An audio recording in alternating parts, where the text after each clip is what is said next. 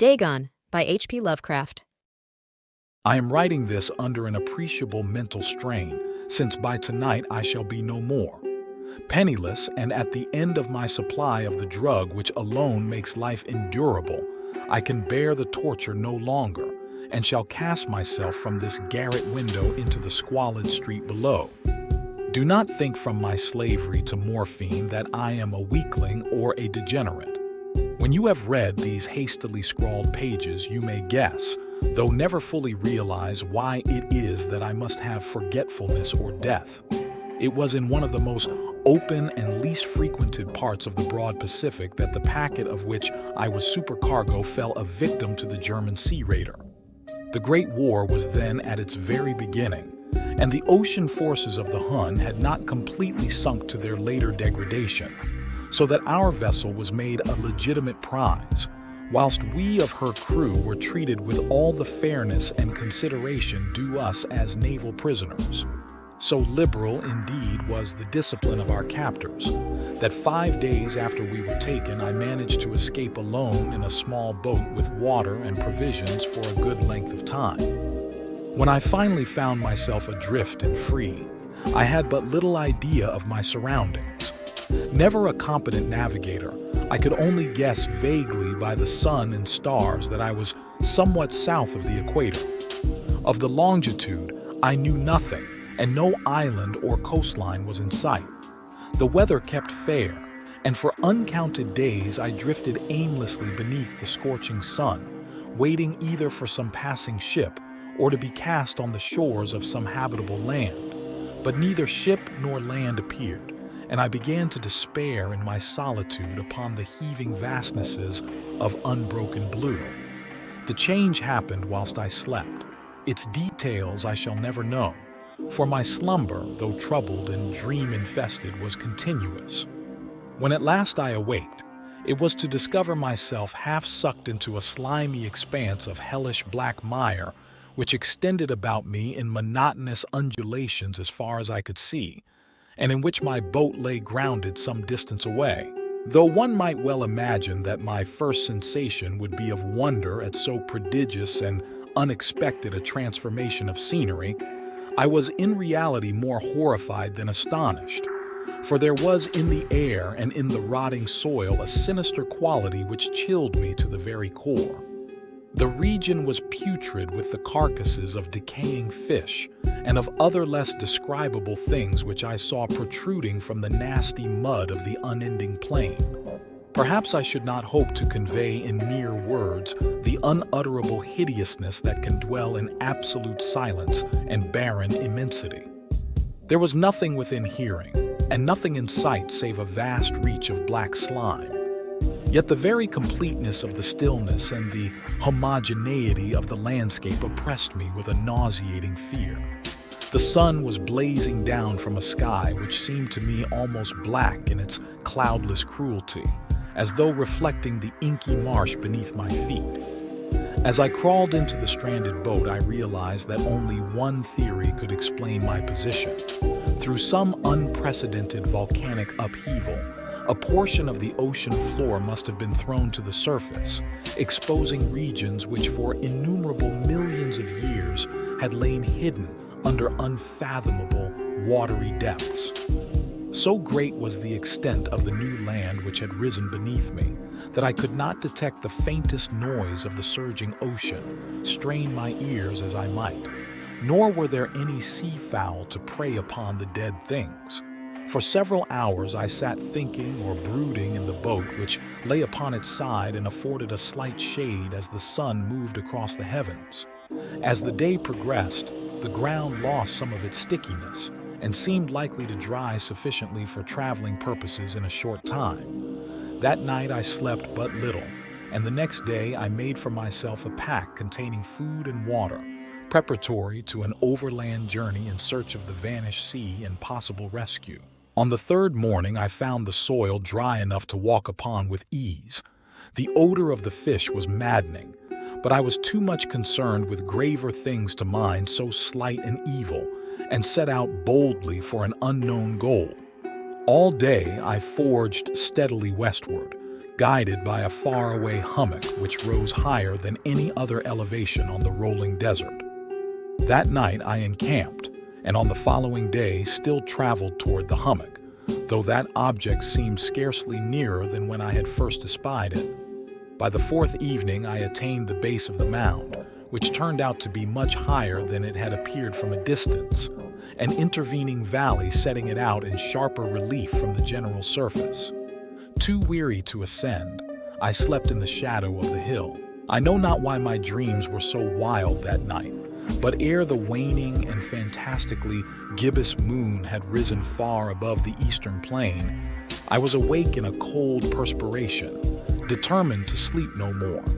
Such visions as I had experienced were too much for me to endure again. And in the glow of the moon I saw how unwise I had been to travel by day. Without the glare of the parching sun, my journey would have cost me less energy.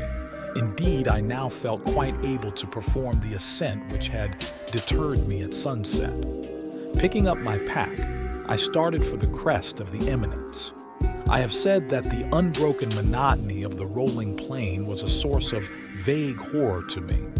But I think my horror was greater when I gained the summit of the mound and looked down the other side into an immeasurable pit or canyon, whose black recesses the moon had not yet soared high enough to illumine. I felt myself on the edge of the world, peering over the rim into a fathomless chaos of eternal night. Through my terror ran curious reminiscences of Paradise Lost and of Satan's hideous climb through the unfashioned realms of darkness. As the moon climbed higher in the sky, I began to see that the slopes of the valley were not quite so perpendicular as I had imagined. Ledges and outcroppings of rock afforded fairly easy footholds for a descent, whilst, after a drop of a few hundred feet, the declivity became very gradual. Urged on by an impulse which I cannot definitely analyze, I scrambled with difficulty down the rocks and stood on the gentler slope beneath, gazing into the Stygian deeps where no light had yet penetrated. All at once my attention was captured by a vast and singular object on the opposite slope, which rose steeply about 100 yards ahead of me, an object that gleamed whitely in the newly bestowed rays of the ascending moon. That it was merely a gigantic piece of stone, I soon assured myself, but I was conscious of a distinct impression that its contour and position were not altogether the work of nature. A closer scrutiny filled me with sensations I cannot express, for despite its enormous magnitude and its position in an abyss which had yawned at the bottom of the sea since the world was young, I perceived beyond a doubt that the strange object was a well-shaped monolith whose massive bulk had known the workmanship and perhaps the worship of living and thinking creatures. Dazed and frightened, yet not without a certain thrill of the scientist's or archaeologist's delight, I examined my surroundings more closely. The moon, now near the zenith, shone weirdly and vividly above the towering steeps that hemmed in the chasm, and revealed the fact that a far-flung body of water flowed at the bottom, winding out of sight in both directions and almost lapping my feet as I stood on the slope. Across the chasm, the wavelets washed the base of the cyclopean monolith, on whose surface I could now trace both inscriptions and crude sculptures. The writing was in a system of hieroglyphics unknown to me, and unlike anything I had ever seen in books, consisting for the most part of conventionalized aquatic symbols such as fishes, eels, octopi, crustaceans, mollusks, whales, and the like. Several characters obviously represented marine things which are unknown to the modern world, but whose decomposing forms I had observed on the ocean-risen plain.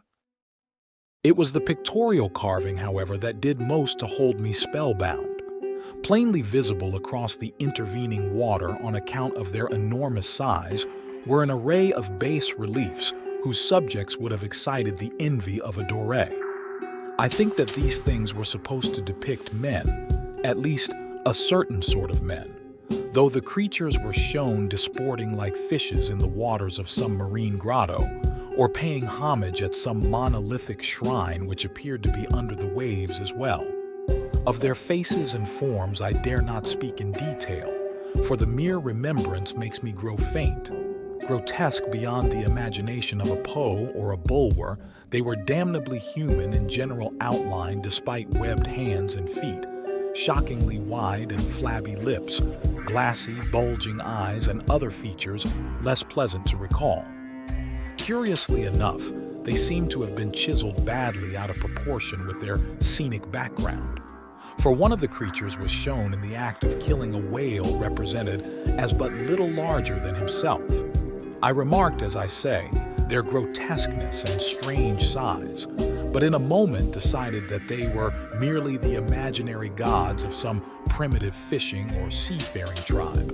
Some tribe whose last descendant had perished eras before the first ancestor of the Piltdown or Neanderthal man was born. Awestruck at this unexpected glimpse into a past beyond the conception of the most daring anthropologist, I stood musing whilst the moon cast queer reflections on the silent channel before me.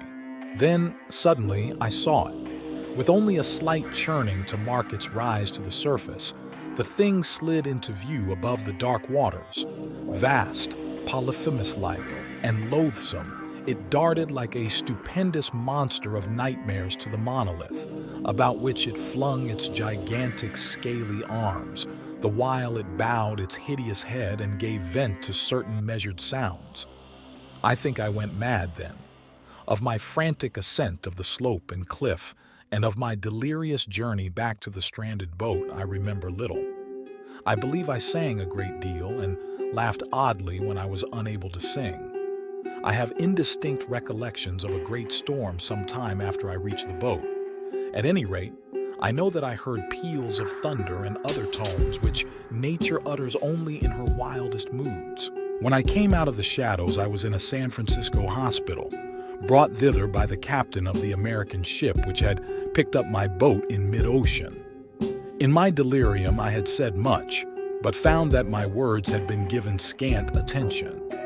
Of any land upheaval in the Pacific, my rescuers knew nothing, nor did I deem it necessary to insist upon a thing which I knew they could not believe. Once I sought out a celebrated ethnologist and amused him with peculiar questions regarding the ancient Philistine legend of Dagon, the fish god, but soon perceiving that he was hopelessly conventional, I did not press my inquiries. It is at night, especially when the moon is gibbous and waning, that I see the thing. I tried morphine, but the drug has given only transient surcease and has drawn me into its clutches as a hopeless slave. So now I am to end it all, having written a full account for the information or the contemptuous amusement of my fellow men. Often I ask myself if it could not all have been a pure phantasm, a mere freak of fever as I lay sun-stricken and raving in the open boat after my escape from the German man-of-war. This I ask myself, but ever does there come before me a hideously vivid vision in reply.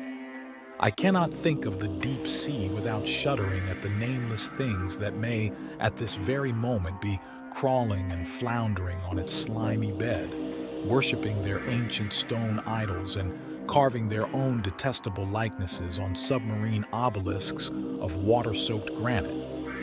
I dream of a day when they may rise above the billows to drag down in their reeking talons the remnants of puny, war-exhausted mankind, of a day when the land shall sink and the dark ocean floor shall ascend amidst universal pandemonium.